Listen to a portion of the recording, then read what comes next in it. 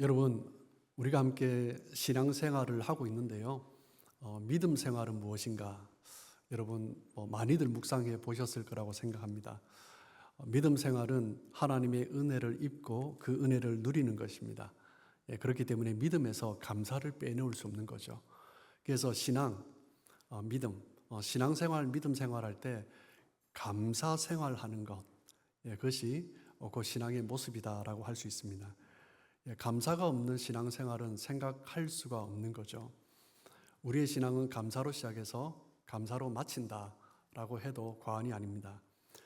사도 바울은 그것을 뭐라고 말을 합니까? 범사에 감사하라라고 말을 하고 있습니다. 가끔 감사하고 아니면 자주 종종 감사해라 그런 의미가 아니라 항상 기분이 좋을 때나 아닐 때나 일이 잘 풀릴 때나 아닐 때나 어떤 상황에도 감사하라라고 말을 하는 거죠. 범사에 감사하는 것, 우리가 너무나 익숙하게 들은 말씀이고 잘 아는 말씀이지만 사실 우리의 삶의 모습을 보면 참 쉽지 않은 것이 사실입니다. 어떻게 보면 저 산이 눈앞에 명확하게 보이는데 쉽게 오르지 못하는 산이 있지 않습니까? 범사에 감사한다라는 말씀 자체가 늘 눈앞에 보이는 산인데 쉽게 오르지 못하는 산 같기도 한 그런 마음이 들 때가 있습니다. 그렇다면 사도 바울은 우리에게 왜 불가능한 일을 요구하는 것일까? 일상에서 실천하기 어려운 이 말씀을 말하는 그 이유는 무엇일까? 우리는 주로 기대했던 일이 이루어지거나 기대했던 것보다 더 좋게 이루어지면 감사가 그냥 흘러나오죠. 그런데 기대하고 소망했던 일이 이루어지지 않거나 오히려 일이 더 나빠졌을 때, 상황이 더 악화되었을 때 우리는 쉽게 우리의 입에서 원망과 불평이 나오는 것입니다. 어떤 사람의 경우에 보면 정말 인생이 그렇게 절망할 수 있을까 싶을 정도로 낙담하는 그런 모습도 있습니다. 우리의 모습을 보면 범사에 감사하는 것이 과연 가능한가? 라는 질문을 던져보게 됩니다. 데살로니가전서 5장 18절 말씀인데 우리 한 목소리를 함께 합독하겠습니다. 자, 시작. 범사에 감사하라. 이것이 그리스도 예수 안에서 너희를 향하신 하나님의 뜻이니라. 항상 기뻐하고 쉬지 말고 기도하고 범사에 감사하라. 이것이 그리스도 예수 안에서 너희를 향하신 하나님의 뜻이니라. 이 말씀에서 우리가 눈여겨봐야 할 것은 항상 기뻐하고 쉬지 말고 기도하고 범사에 감사하는 것도 눈여겨봐야 하지만 그것 못지않게 중요한 것이 있습니다. 오늘 본문에 있죠. 무엇입니까? 그리스도 예수 안에서라는 거죠. 우리 인간적인 노력은 한계가 있습니다. 믿음 생활하면서 내가 감사해야지 결단한다고 감사가 나오는 것이 아닙니다. 사도 바울은 우리에게 범사에 감사해야 된다라는 것을 강요하는 것이 아니죠. 범사에 감사할 수 있는 열쇠, 우리 인생 가운데 감사의 문이 활짝 열리는 그 열쇠를 가르쳐주고 있는 것입니다. 그 키가 무엇입니까? 그리스도 예수 안에 있는 것입니다. 우리는 그리스도 예수 안에서 하나님의 자녀가 되었습니다. 그리스도 예수 안에서 하나님과의 새로운 관계를 맺은 거죠. 그리스도 안에 거하는 삶이 되었고 그리고 그리스도께서 우리 안에 거하는 완전히 이전과 다른 새로운 삶을 살게 되었습니다. 사도 바울은 우리가 그리스도 안에 거하였을 때 항상 기뻐하고 쉬지 말고 기도하고 범사에 감사할 수 있는데 오늘 우리가 함께 읽은 본문 골로새서 2장 6절 7절 말씀에는 그리스도 안에서 새로운 관계를 시작한 그리스도인이 어떻게 그 관계를 굳게 지켜갈 수 있는가, 그것을 다시 한번 말씀해 주고 있습니다. 골로새서 2장 6절 말씀을 보시면 우리 같이 한번 다시 읽어볼까요? 자, 시작. 그러므로 너희가 그리스도 예수를 주도 받았으니 그 안에서 행하되. 사도 바울은 그리스도 예수 안에서 새로운 관계가 된 우리의 삶 가운데 그 주로 받아서 관계가 시작되었는데 그 시작된 것으로만 만족하는 것이 아니라 그 안에서 계속 행해야 된다라고 말을 하고 있죠. 어떻게 행합니까? 2장 7절에 이어서 말을 해주고 있습니다. 자, 시작. 그 안에 뿌리를 박으며 세움을 받아 교훈을 받은 대로 믿음에 굳게 서서 감사함을 넘치게 하라.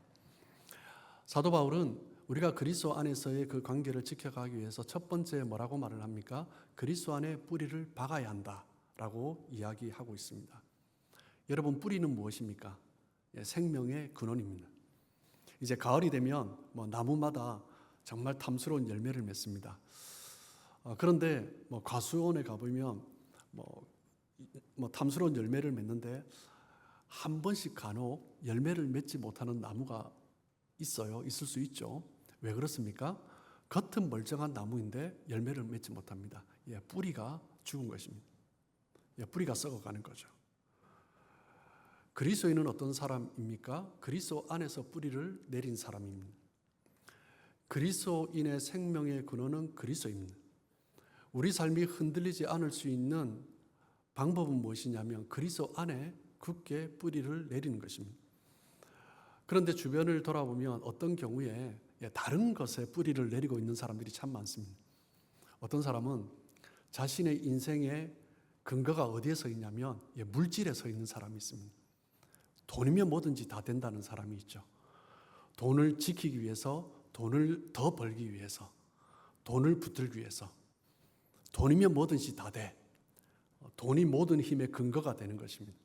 그렇기 때문에 마치 돈이 자기 인생의 전부인 양 돈 위에 서 있는 사람이 있습니다. 어떤 사람은 자기 자신이 뿌리가 되는 사람이 있습니다. 좋게 말하면 그래, 내가 낙심하지 않고 나만 정신 차리면 뭐든지 할 수 있어 라고 말을 하지만 많은 사람들의 이면에 내가 중심이 되어 있는 거예요. 나를 의지하는 것입니다.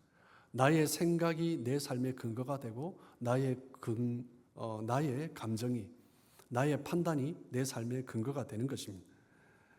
어떤 사람은 자신의 인생을 뿌리를 다른 사람 위에 세운 사람이 있습니다.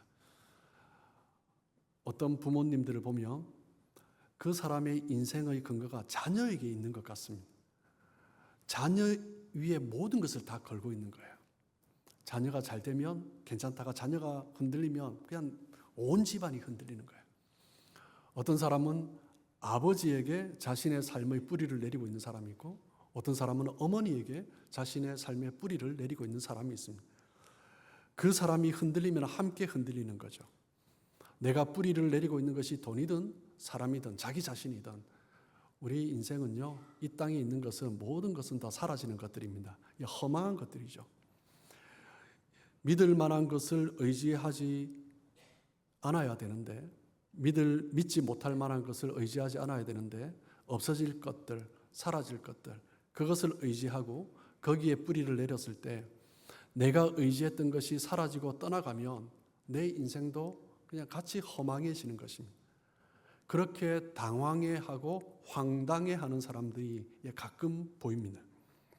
여러분, 우리가 이 세상을 살아가면서 우리의 삶의 뿌리를 내려야 할 곳이 어디입니까? 오직 하나입니다. 그리스도입니다. 그리스도 안에만 우리는 뿌리를 내려야 합니다. 그럴 때 우리는 요동치 않을 수 있습니다. 그리스도 안에 뿌리를 내리면 결코 우리는 요동치 않고 흔들리지 않을 수 있는 것입니다. 그리스도 안에 뿌리를 내렸다라는 것은 그 삶의 근거가 그리스도가 된다라는 거예요. 그 삶의 힘이 그리스도에게서 나온다라는 것입니다. 우리가 인생을 살아가면서 어렵고 힘들 때가 있습니다. 장애가 있을 때가 있습니다. 문제가 부딪혀 올 때가 있습니다. 때로는 너무나 무거운 짐이 올 때가 있습니다. 그 모든 것을 이겨낼 수 있는 힘이 어디에서 나옵니까? 그리스도에게서 나오는 것입니다. 그래서 우리는 그리스도 안에서 뿌리를 내려야 하는 것입니다.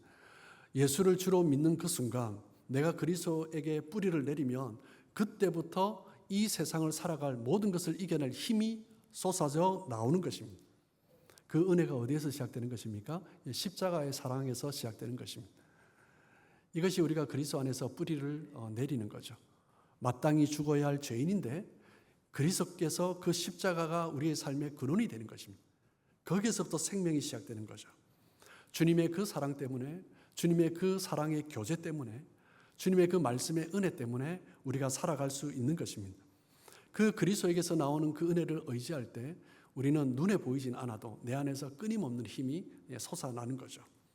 그럴 때 눈에 보이는 상황이 어떠하다 할지라도 감사할 수 있는 것입니다. 그리스도 안에서 더욱 뿌리 깊이 내리는 여러분 되시길 축복합니다. 두 번째는 무엇입니까? 그리스도 안에서 세움을 받아야 하는 것입니다. 그 안에 뿌리를 박으며 세움을 받아. 뿌리를 박는 것은 다운입니다. 우리가 먼저 내려가야 합니다. 낮은 곳에서 먼저 그 은혜가 나오는 것입니다. 그 낮은 곳에서 은혜를 받을 때 우리는 세워질 수 있는 것입니다. 많은 사람들이 순서를 거꾸로 해요. 먼저 박아야 하는 거예요. 먼저 내려가야 하는 것입니다. 그때 세워지는 것입니다. 뿌리를 박다와 세움을 받다는 문법적으로 헬라어 문법적으로 분사로 쓰였습니다. 분사는 뭐 다들 아시겠지만 이 파리스풀은 동사적인 의미가 있으면서 동시에 지속적으로 계속 이루어진다는 연속성의 의미가 있습니다. 그래서 그 의미가 무엇이냐면 그 분사를 포함해서 성경을 해석해 보면 그 안에 점점 더 뿌리를 박아가면 그리스도 안에서 점점 더 세움을 받아갈 것이다 라고 말을 하는 거예요. 우리가 그리스도를 믿는 순간 그때 뿌리를 박는 것에 그치지 아니하고 우리의 삶의 자리에서 계속 뿌리를 내려가는 거예요. 또 그리스도 안에서 또 뿌리를 내려가는 것입니다. 그러면 그리스도께서 우리를 오늘도 세워가시는 거예요. 또 세워가시는 것입니다. 그러면서 작았던 나무가 계속 자라가는 것입니다. 그리고 이 두 분사는 모두 다 수동태로 쓰여 있습니다. 뿌리를 내가 박는 게 아니에요. 하나님께서 우리를 그곳에 심으신 것입니다. 그리고 우리가 그 안에 그냥 뿌리가 내려지는 거예요. 하나님께서 시작하신 그 작은 뿌리가 우리의 노력으로 의지로 말미암아 우리의 그 하나님의 은혜를 찾는 그 열심으로 말미암아 계속 뻗어가는 것입니다. 그럴 때 하나님께서 우리를 세워가시는 거죠. 그 은혜입니다. 우리가 할 수 있는 것은 무엇입니까? 그분을 의지하는 것입니다. 내가 주님 안에 거하겠습니다. 주님 안에 뿌리 내리겠습니다. 우리의 의지를 주님께 드리는 것입니다. 그러면 주님께서 우리를 더 깊이 은혜의 자리로 내려갈 수 있도록 우리를 품어주시고 그 하나님의 은혜 가운데 더욱더 굳게 세워가시는 것입니다. 그분 안에 거하기만 하면, 그분의 말씀 안에 거하기만 하면, 우리 자신을 내려놓고 함께 주님 앞에 겸손히 낮아지면 주님께서 우리를 세워가시는 것입니다. 우리가 함께 드리는 이 예배가 그리스도 안에서 뿌리를 내리는 시간이 되길 원하고 우리가 함께 모이는 이 예배가 그리스도 안에서 세움을 받는 시간 되길 원합니다. 우리의 예배뿐만 아니라 우리의 모든 섬김과 사역이, 우리의 모든 모임이 그리스도 안에서 더욱더 뿌리를 내려가고 그리스도 안에서 세워지는, 서로를 함께 세워가는 그 은혜를 경험하는 귀한 삶 되시길 주님의 이름으로 축복합니다. 예수 그리스도 안에 있을 때 그냥 우리 장로님도 기도하셨지만 그냥 일주일에 한 번 왔다가 그냥 참여하고 돌아가는 예배가 아니라 그 그리스도 안에서 함께 그 은혜를 누리고 다시 한번 그리스도 안에서 세움을 받는 그 힘이 되는 것입니다. 첫 번째는 뿌리를 내리는 것, 두 번째는 세움을 받는 것입니다. 그럴 때 우리는 범사에 감사할 수 있는 거죠. 세 번째는 무엇입니까? 교훈을 받은 대로 믿음에 굳게 서야 하는 것입니다. 교훈을 받은 대로 믿음에 굳게 서서 그 원어의 의미를 담아서 번역을 한다면 이미 받은 교훈의 말씀을 가지고 계속적으로 믿음 가운데 굳게 서야 한다라는 의미입니다. 교훈을 받는 것, 말씀이죠. 하나님의 말씀입니다. 하나님의 말씀을 다시 기억하고 그 말씀을 붙들 때 우리는 지속적으로 감사할 수 있습니다. 사도 바울은 성도들에게 권면하고 있는 거죠. 하나님의 은혜 가운데 거하기 위해서는 말씀을 기억해야 된다. 말씀을 다시 붙들어라. 이미 너희들이 알고 있는 말씀이고 배운 말씀이다. 그것을 붙들 때 우리 삶 가운데 감사와 기쁨이 넘쳐날 것이다 라고 말씀을 하고 있습니다. 여러분, 이스라엘 백성들의, 구약에 있는 이스라엘 백성들의 문제가 무엇입니까? 이스라엘 백성들은 심각한 질병에 빠졌습니다. 무슨 질병입니까? 망각증입니다. 저도 점점, 여전히 젊지만 점점 나이가 들어가면 자꾸 잊어버려요. 심각한 질병입니다. 우리 가운데 있는 가장 심각한 질병이 자꾸 잊어버리는 거예요. 너무 쉽게 잊어버리는 것입니다. 아침에 하나님의 은혜를, 은총을 받았는데 그 아침을 먹고 점심을 먹으면서 그 은혜를 잊어버리는 것입니다. 그러면서 또 하루를 원망하고 불평하며 살아가는 거죠. 출애굽기 15장에 보면 이스라엘 백성들이 홍해를 건너서 출애굽하잖아요. 홍해의 그 놀라운 기적을 경험하고 난 이후에 사흘째부터 원망하고 불평하기 시작합니다. 여러분, 그 놀라운 은혜를 경험하고 원망과 불평을 어떻게 할 수 있습니까? 이게 사흘째부터 원망하고 불평하는 거죠. 그 원망과 불평을 쏟아내는 이스라엘 백성들을 향하여서 하나님께서 시내산으로 인도하시고 주셨던 말씀이 신명기 말씀입니다. 이스라엘 백성들에게, 그 광야에 있는 이스라엘 백성들에게 그 삶의 기준이 되는 말씀, 그리고 가나안 땅에 들어갔을 때 너희가 잊지 않고 지켜야 할 말씀, 그것이 바로 신명기의 말씀입니다.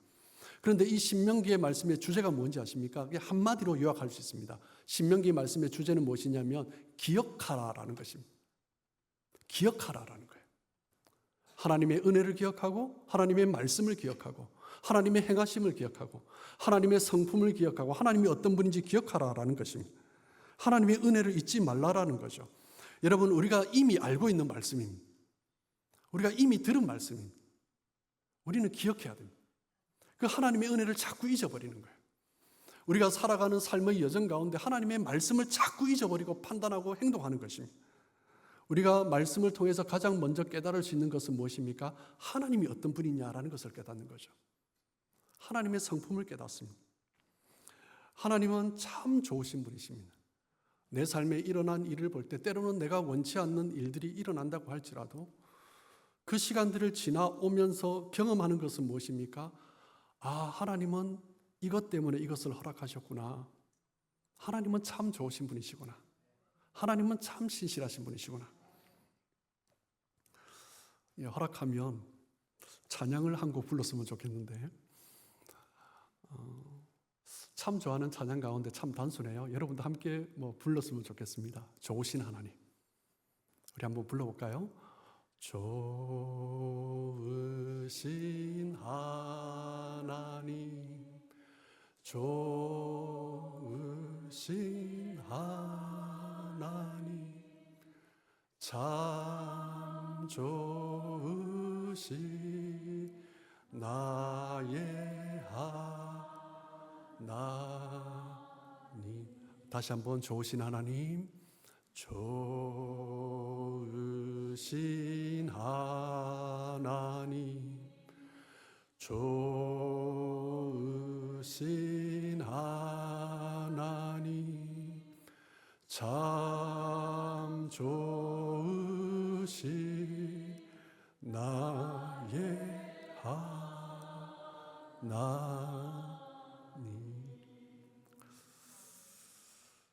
좋으신 하나님, 이 찬양을 처음 들을 때 너무나 쉬운 찬양이라고 생각했습니다. 너무나 단순하고요.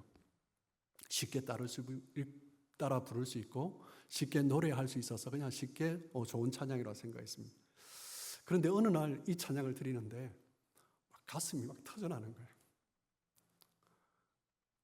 하나님이 얼마나 좋으신 분인지 너무 좋아서 이 짧은 찬양을 또 부르고 또 부르고 또 부르고 정말 밤새 불렀던 기억이 있습니다. 여러분, 하나님은 정말 좋으신 분입니다. 우리 한 번만 더 찬양할까요? 우리 반주 한번 해주시고요. 한 번만 더 찬양하겠습니다. 좋으신 하나님. 자, 시작.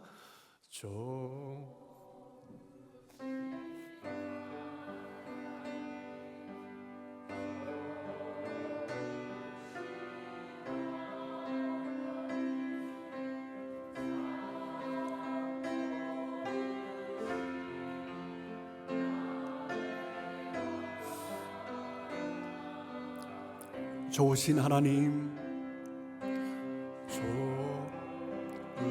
좋으신 하나님, 좋으신 하나님, 참 좋으신 나의 하나님. 아멘. 하나님은 정말 좋으신 분이십니다. 이것은 그냥 노래 가사가 아닙니다. 우리 삶 가운데 그 하나님을 경험하고 그 하나님의 은혜를 따라 살아가면서 우리가 고백할 수 있는 고백. 하나님은 정말 좋으신 분이십니다. 내 신앙이 흔들릴 때도, 어려운 문제가 있을 때도 이 찬양을 부르면서 내 안에 다시 감동이 솟아나는 것입니다. 무엇 때문에요? 하나님은 좋으신 분이십니다. 때로는 하나님의 성품을 의심하기도 하지만 다시 한번 그 하나님 안에 내 삶의 뿌리를 받고 하나님께서 세워줄 것을 믿음으로, 하나님께서 그 말씀의 은혜를 따라 나를 붙들어 주실 것을 확신할 때 다시 한번 하나님이 얼마나 좋으신 분인지, 얼마나 신실하신 분인지, 어떤 환경이든 어떤 상황이든 상관없이 감사의 고백이 터져 나오는 것입니다. 이 찬양을 부를 때 감동이 없다면 너무나 가슴 아픈 것입니다. 이 찬양을 부르는데 내 삶에 정말 하나님이 나와 함께 하신 그 은혜가 없으면 정말 가슴 아픈 것입니다. 하나님은 정말 좋으신 분이십니다. 그 하나님의 은혜 가운데 갈 때 뿌리 내리고 세움받고 좋으신 하나님의 그 은혜를 말씀 가운데 다시 한번 깨달으면서 감사할 수 있는 거죠. 그럴 때는 범사에 감사할 수 있는 것입니다. 그런데 범사에 감사하는데 사도 바울은 골로새서 2장 7절에서 어떻게 보면 데살로니가 전서 5장에서 말을 하는 것보다 한 걸음 더 나아가는 것 같아요. 뭐라고 말을 합니까? 감사를 넘치게 하라. 그냥 범사에 감사하는 자리에 서 있는 것이 아니라 감사가 넘쳐나는 것입니다. 그런데 이것은 명령형으로 쓰여졌어요. 명령으로 억지로 하라는 의미가 아닙니다. 없는 감사를 억지로 하라라는 의미가 아니에요. 그냥 하나님 주신 은혜를 생각하면 넘쳐나는 거예요. 그 은혜가 넘쳐나니까 감사가 넘쳐나는 것입니다. 내 안에 그 감사가 움직이고 채워질 뿐만 아니라 그것이 내가 감당할 수 없으니까 차고 넘치는 것입니다. 여러분, 내 삶 가운데 감사가 없다면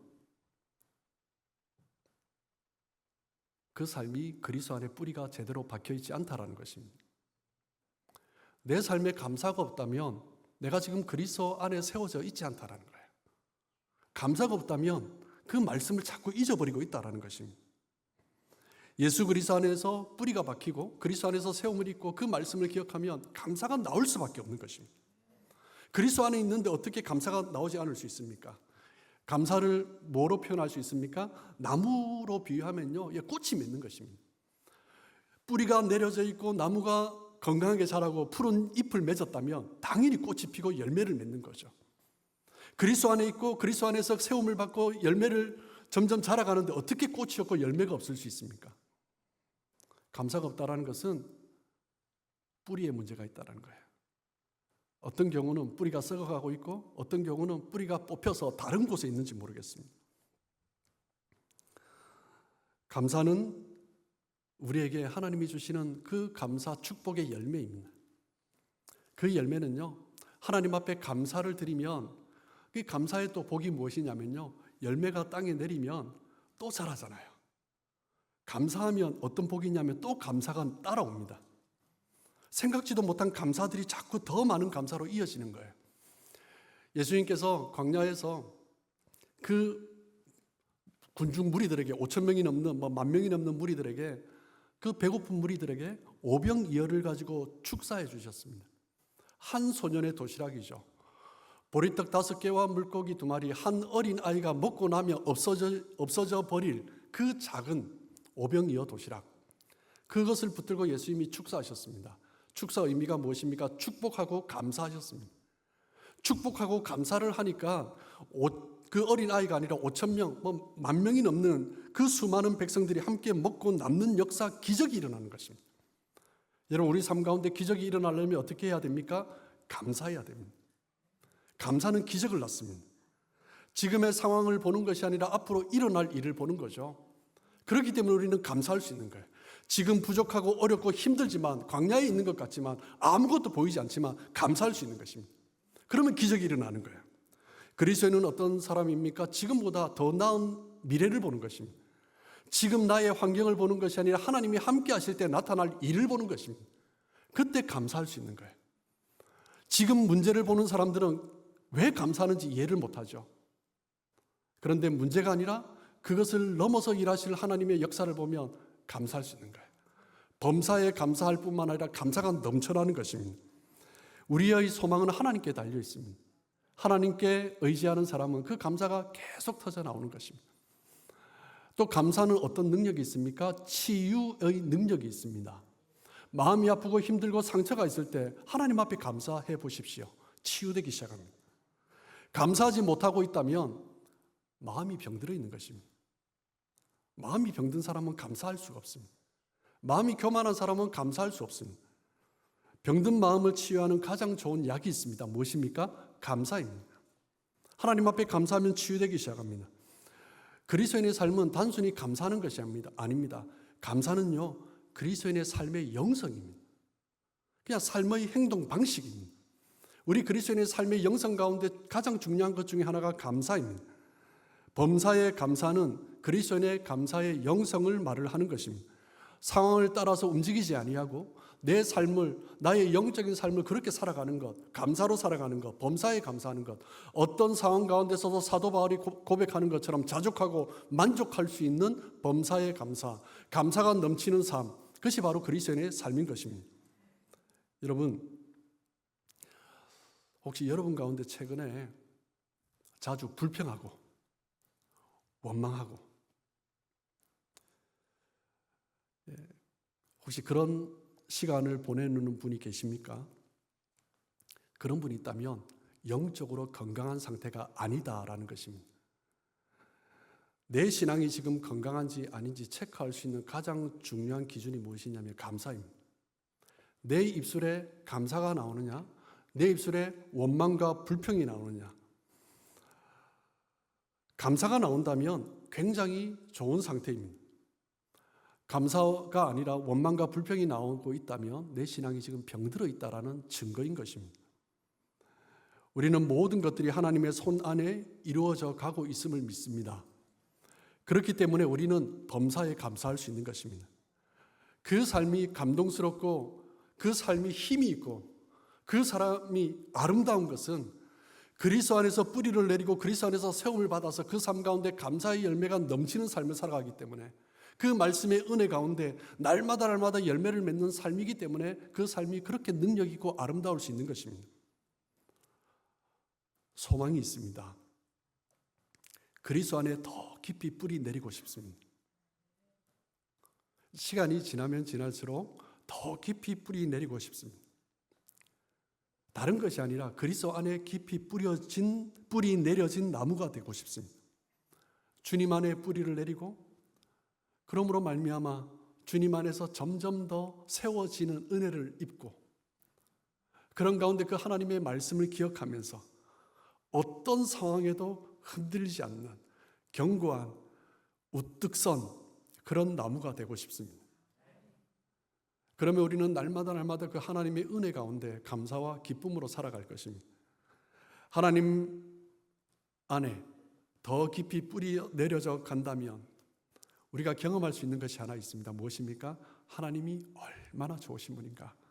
그것을 경험하는 것입니다. 하나님께서 세워주시는 그 은혜를 따라 살아가면 우리는 하나님의 그 축복을 경험할 수 있는 것입니다. 하나님이 그 말씀을 기억하고 우리가 또 우리의 삶을 걸어간다면 신실하신 하나님을 또 경험할 수 있는 것입니다. 내 삶을 주관하시고 나를 살리시고 나를 붙드시고 인도해 가시는 하나님, 우리의 삶의 자리가 어떤 자리라도 반드시 승리를 허락하시는 하나님, 그 하나님의 은혜를 경험하는 것입니다. 그때 우리의 삶은 어떤 삶이 되는 것입니까? 범사에 감사할 수 있는 것입니다. 여러분, 다음 주일은 추수감사주일입니다. 추수감사주일 혹시 여러분 가운데 그냥 한 해 절기로 맞는 분 있습니까? 또 절기니까 또 감사헌금 해야 되지라고 생각하는 분 있습니까? 추수감사주일은 그런 날이 아닙니다. 그냥 하나의 절기가 아닙니다. 추수감사주일을 맞이하면서 이 자연 속에서 하나님께서 행하시는 일을 보면서 우리의 삶을 돌아보는 거예요. 우리가 어떤 농부로서 살아가면서 하나님 앞에 감사할 수도 있지만 지금 여기 농부 부모님 계신 분은 있는데 우리가 지금 농부로서 살아가는 게 아니잖아요. 이 추수감사주일 우리에게 그냥 절기로만 다가오는 것이 아닙니다. 정말 나의 삶이 그리스도 안에서 뿌리를 내리고 있는가? 그리고 나의 삶이 지난 한 해를 돌아보면서 그리스도 안에서 세워져 가고 있는가? 나의 삶이 그 그리스도의 말씀을 기억하면서 살아감으로 열매 맺는 그 축복이 있는가? 그것을 바라보면서 감사하는 거예요. 내 삶 가운데 허락하신 그 감사의 열매가 가득한가? 그것을 보면서 추수감사절을 맞이해야 되는 것입니다. 만약 그것이 없다면 하나님 앞에 다시 한번 자기 자신을 돌아보며 주님 다시 한번 그리스도 안에서 뿌리 내리게 해주십시오. 그리스도 안에서 세워지게 해주십시오. 하나님이 어떤 분인가 말씀 가운데 다시 한번 기억하면서 그 하나님 주시는 그 은혜의 열매를, 감사의 열매를 가득 맺는, 감사의 꽃을 가득 피우는 삶이 되게 해주십시오. 그렇게 추수감사주일을 맞이해야 되는 것입니다. 사랑하는 성도 여러분, 그리스도 예수 안에서 뿌리 박으며 새움을 잇고 그 말씀을 기억함으로 감사의 꽃, 감사의 열매 가득 맺는 복된 삶 되시길 주님의 이름으로 축복합니다.